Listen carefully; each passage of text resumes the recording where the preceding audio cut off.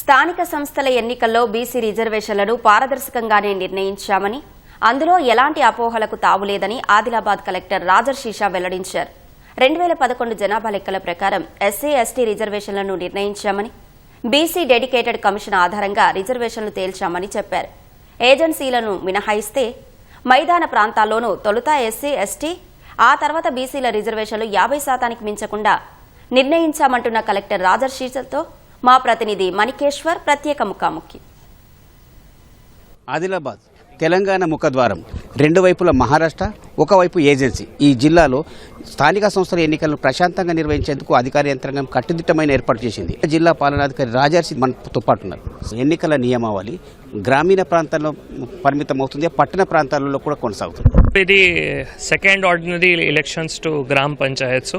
So ఇది second ordinary election to గ్రామ పంచాయత్స్ ఉన్నాయి కాబట్టి model code of conduct only rural areas ఏవైతే 473 జీపీస్ జ్యూరిడిక్షన్ ఉన్నాయో అక్కడికి మాత్రమే ఇది ఇంప్లిమెంట్ అవుతాయి. ఇది అర్బన్ ఏరియాలో ఇప్పుడు మోడల్ కోడ్ ఆఫ్ కండక్ట్ అమలుకి లేదు. సో అక్కడ అర్బన్ ఏరియాస్లో ఇది అమలు కాదు. ఏజెన్సీ ప్రాంతము పక్క రెండు వైపుల మహారాష్ట్ర ఉంది. ఎలా కోఆర్డినేషన్ చేసుకుంటారు? మీకు తెలుసు దట్ ఏజెన్సీ ఏరియాస్లో సర్పంచెస్ కానీ వార్డ్ మెంబర్స్ కానీ అది 100% ఎస్టీ రిజర్వేషన్ ఉన్నాయి. అన్నిటి కూడా ఎలక్షన్ అంటే ఒక క్వాసీ జ్యుడిషియల్ ప్రాసెస్. స్టేజ్ 1 ఆరో మళ్ళీ దానికి ఎంక్వైరీ చేస్తారు. ఇద్దరు కాంటెస్టింగ్ క్యాండిడేట్స్ ఎవరైతే ఉన్నారో వాళ్ళు ముందు ఎంక్వైరీ చేస్తారు. సో మనం ఎంక్వైరీ చేసేటప్పుడు ఒకవేళ ఏమైనా ఆబ్జెక్షన్ వచ్చినాయి అనుకోండి, ఆఫ్టర్ ద సమరీ ఎంక్వైరీ మనం ఎవరైనా ఒకవేళ సరిగా ఇన్ఫర్మేషన్ ఇవ్వలేదంటే మళ్ళీ మనం ఎలక్షన్స్ స్టేట్ ఎలక్షన్ కమిషన్ ప్రకారం కొంత అంటే చాలా ఇంపార్టెంట్ అంశాలు ఉంటాయి. దాని ప్రకారం ఒకవేళ ఆబ్జెక్షన్స్ వచ్చిన తర్వాత ఎంక్వైరీ చేసిన తర్వాత ఎక్కడైనా ఇట్లా ఇష్యూస్ ఉంటాయి అంటే నామినేషన్ రిజెక్ట్ కూడా అవుతాయి.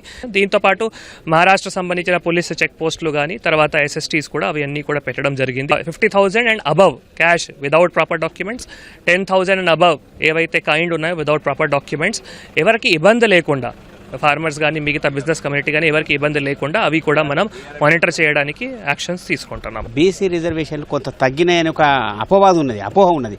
దీనికి క్లారిటీ ఏంటి? ఎస్సీ ఎస్టీ రిజర్వేషన్ సంబంధించిన 2011 సెన్సస్ ప్రకారం బీసీ రిజర్వేషన్ సంబంధించిన డెడికేటెడ్ కమిషన్ ప్రకారం ఉంది.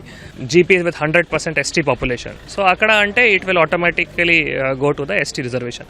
నాన్ ఏజెన్సీ ఏవైతే ఉన్నాయో అక్కడ సంబంధించిన ఫస్ట్ మనం ఎస్టీ రిజర్వేషన్, తర్వాత ఎస్సీ రిజర్వేషన్, తర్వాత బీసీ రిజర్వేషన్ అట్లా మనం ఉన్న పొలిటికల్ పార్టీస్ సమక్షంలోనే చేయడం జరిగింది. 50% అది దాటకూడదు as per the honourable Supreme Court orders. దాని ప్రకారం ఈ ప్రాసెస్ ట్రాన్స్పరెంట్గా జరిగి మళ్ళీ అందరికీ కూడా ఎక్స్ప్లెయిన్ చేసినే మనం ఉన్న గ్యాడ్జెట్ కూడా పబ్లిష్ చేశాము. ఇప్పటి వరకు మీరు దాదాపు కేంద్ర ప్రభుత్వం నుంచి 7 అవార్డులు పొందారు. ఈ ఎన్నికల్ని కూడా ఏమైనా ప్రయారిటీ తీసుకుని అవార్డు పొందడానికి ఎవరు ప్రయత్నిస్తున్నారు? కోఆర్డినేషన్ చేయడానికి ఏమైనా ప్రయత్నం ఉందా లేదా సాదాసీదాగా జరుగుతుంది?